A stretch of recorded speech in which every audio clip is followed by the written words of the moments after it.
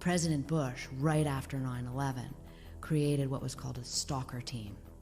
And ironically, people have this idea that we've been, sending a team of assassins around the world in NATO partner countries. And that, what I learned, had never happened until right after 11 with the stalker team. 12 men and actually 1 or 2 women, the femme fatale, and they would go after bad guys. And they adopted the term from the Reagan era, so it was called preemptive neutralization. It's got to be so exciting.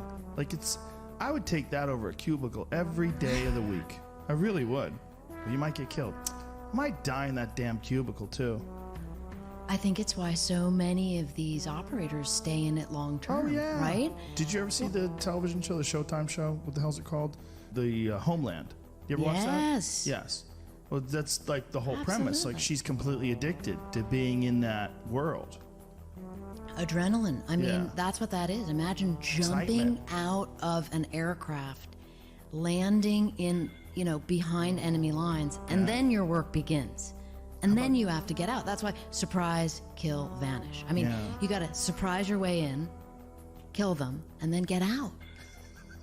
It's just such a crazy way to live your life. But, I'll take that over a boring life. I would take that over a boring life every day of the week. Well, it's like the Pink Floyd line, living life of quiet desperation. I mean, that just terrifies Well, that's Thoreau's quote, that most men live lives of quiet desperation. It's one of my favorite quotes ever because it's true. And I've been that guy. You're just in this world where you just can't wait to just run away. And how do people get stuck there? How do you think they get stuck there? Bills.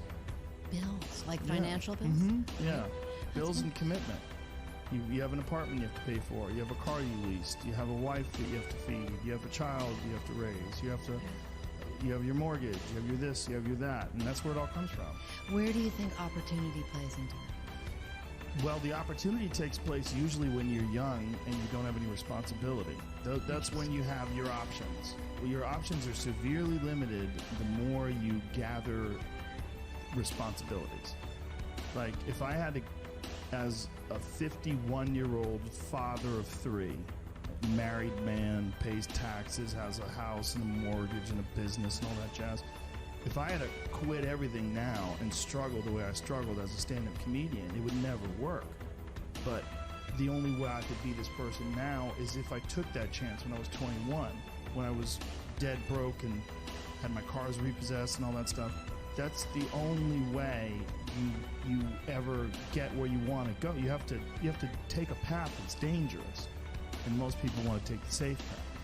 The safe path leaves you stuck in quiet desperation. Almost every time. It's hell. It's hell. You're selling insurance or some other shit that you care zero about. But can people just make that change? I mean, yes, look, you can, I believe they but can. you have to plan it out. The way you can change is you have to put aside enough money to give yourself a window.